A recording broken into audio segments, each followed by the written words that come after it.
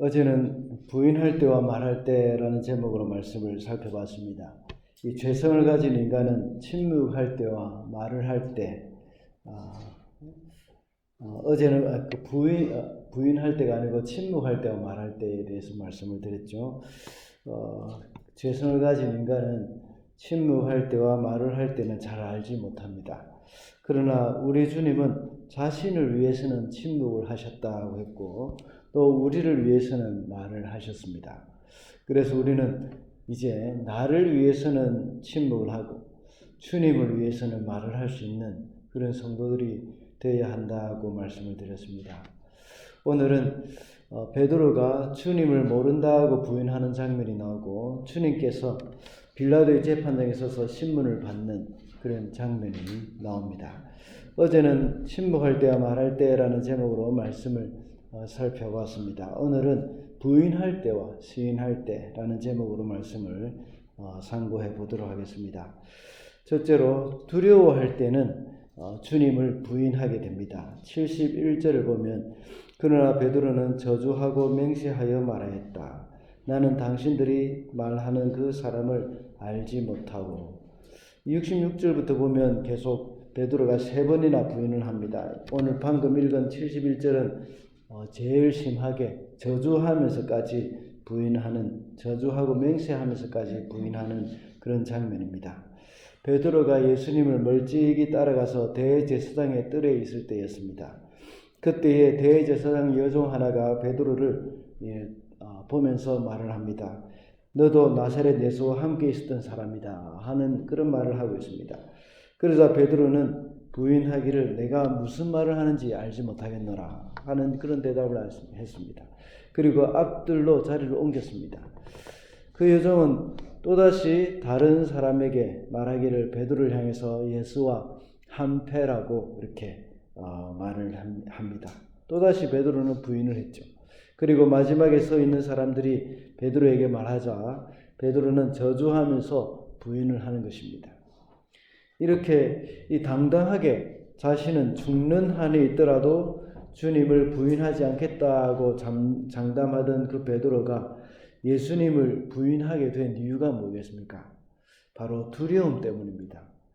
거기 있었던 여성과 이 사람들이 이 베드로를 지목하면서 예수와 함께 있던 자라고 말을 할 때에 그는 순간적으로 두려움을 느꼈던 것입니다.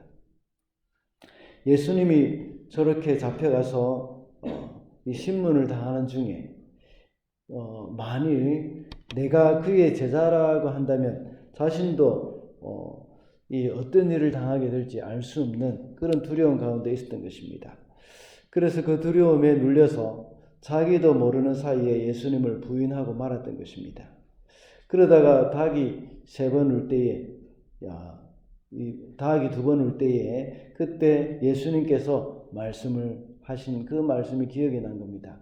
오늘 네가 닭이 2번 울기 전에 나를 3번 모른다고 부인할 것이라는 그 말씀이 생각이 나서 울었다고 말씀하고 있습니다. 사실 두려움은 미래에 일어날 수도 있는 일에 대해서 지금 당장은 알 수는 없지만 미래에 이런 일이 일어날 법하다는 그런 생각에 대해서 미리 그것을 두려워하고 불안해하는 그런 것에서부터 오는 것입니다. 그래서 사실은 있을지 없을지 모를 그 일에 대해서 미리 두려워하는 것이라고 볼 수 있습니다. 오늘 본문에 나오는 대제사장의 여종과 사람들이 베드로를 향해서 예수님과 함께 있었다고 말을 해도 그들은 베드로를 잡아 넘기려고 했거나 또 그리 큰 의미를 두지 않고 말을 했을 수도 있습니다. 그런데 베드로는 미리 두려움을 가지고 주님을 부인하게 된 것입니다. 만약 이런 순간이 올 것이라고 이 예수님이 말씀하신 것을 베드로가 기억을 하고 있었다면 그가 정신을 차리고 깨어 있을 수가 있었을 것입니다. 그리고 시험을 당하지 않았을 것입니다. 예수님께서 이 시험에 들지 않도록 깨어 기도하라고 그 말씀에 순종해서 기도했었더라면 또 이 일을 당하지 않았을지도 모릅니다. 나중에 닭의 울음소리가 베드로의 영을 이제 마침내 깨웠던 것입니다. 때로는 우리는 상황의 급박함과 두려움에 눌려서 예수님의 말씀을 기억하지 못할 때가 참 많습니다. 사람을 두려워하거나 우리의 상황보다 더 크신 주님을 생각하고 있지 못할 때 우리는 두려움에 사로잡히게 되는 것입니다. 그리고 주님을 부인하지도 이제 부인하게 되었었던 것이죠. 주님을 부인한다는 것은 우리가 베드로와 같이 이 말로 나는 그 예수라는 사람을 모르고 하고 이렇게 말을 하는 것만 부인하는 것이 아닙니다. 우리가 살아가면서 두려워서 정말 그리스도인다운 그런 행동을 하지 못하는 것이 바로 주님을 두려워하는 것이라고 주님을 부인하는 것이라고 볼 수 있습니다. 우리는 아무도 베드로를 향해서 욕을 할 수 없을 것입니다. 우리도 다 말로써 행동으로서 주님을 부인한 그런 사람들입니다. 그리스도인으로서 합당하지 않은 말이나 행동이 바로 주님을 부인하는 일이라고 할 수 있습니다. 두려움은 주님으로부터 오는 것이 아니라고 말씀을 했습니다. 디모데후서 1장 7절에 보면 하나님이 우리에게 주신 것은 두려워하는 마음이 아니라고 말씀하고 있습니다. 만약 우리가 살아가는 동안 두려움이 엄습하게 될 때에 하나님이 주신 것은 두려워하는 마음이 아니라는 그 사실을 반드시 우리는 기억을 해야 합니다. 이 두려움에 눌려버릴 때 우리는 결국은 주님을 부인하는 일을 저지르게 된다는 것입니다. 둘째로 사랑할 때에 시인하게 됩니다. 15장 2절을 제가 읽어보겠습니다. 그래서 빌라도가 예수께 물었다. 당신이 유대인의 왕이요? 그러자 예수께서 빌라도에게 대답하셨다. 당신이 그렇게 말하였소. 이 베드로와는 정반대의 경우입니다. 그것은 주님의 행동이 바로 이 본인의 그런 위험이 있음에도 불구하고 시인하는 그러한 말씀이었습니다. 작년 2020년도 고난주간에 제가 잠깐 말씀을 전하는 중에 언급한 적이 있습니다. 빌라도의 재판정에 선 예수님은 베드로와 전혀 다른 반응을 하셨다는 겁니다. 베드로는 자신의 안위를 위해서 주님을 부인했습니다.